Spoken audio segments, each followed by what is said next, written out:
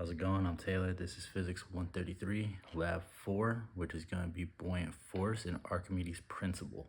So Archimedes' principle simply states that a body immersed in a fluid or object immersed in a fluid experiences some buoyant force that is equal in magnitude to the force of the gravity displaced within that fluid.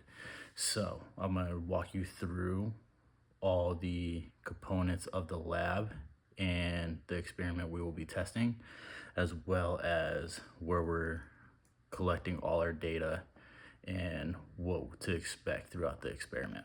So right here we have our salt. So we're going to do one experiment with the clay ball in plain water. We have our little boat here that we're going to be adding washers to make sure, well, to see if it will stay positively buoyant as we add weight into that. We already tested this. It's good. It does float. It's a little bit of a tight fit into the beaker, but it still floats. It still fits. We're all good. Here's the first clay ball that's going to be one of our buoyancy objects. So we're going to put this inside here, and then we're going to record the result. After that, we're going to use this, put it in there as well, and then we're going to add the metal washers into here to give it more weight to see what happens as far as will it stay buoyant, will it sink, what will it do to water displacement. And then what we'll end up doing is taking our measuring spoons here, adding the table salt into the water. And now what that's essentially going to do is this is no longer plain water. This water will actually have its own unique displacement due to the salt absorption. So when the salt is added, this water will actually in a way become denser.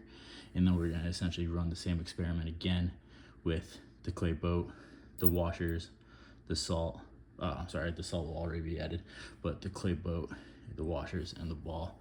And then what's going to happen is I have my laptop here where it'll give us step-by-step on the experiment, and then our data based on how many washers we're able to successfully stay afloat in the clay boat in plain water. And then after we add the salt and the salt gets absorbed, how many washers we're able to be in this boat in the salt water.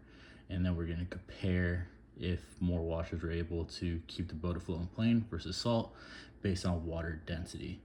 So we have 150 milliliters of water in here that was measured through our cylinder.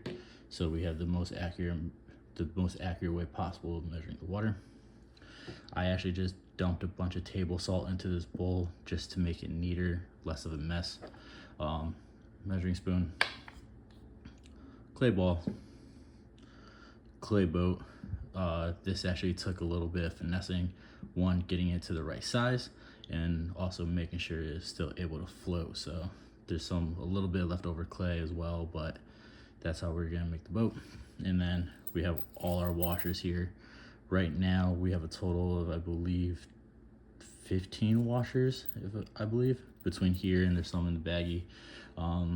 Honestly, I don't know if this boat will be able to hold all 15, especially in plain water, but we'll see. And we're gonna test out the theory and see what happens. But that is Lab 4, buoyant forces, testing Archimedes' principle.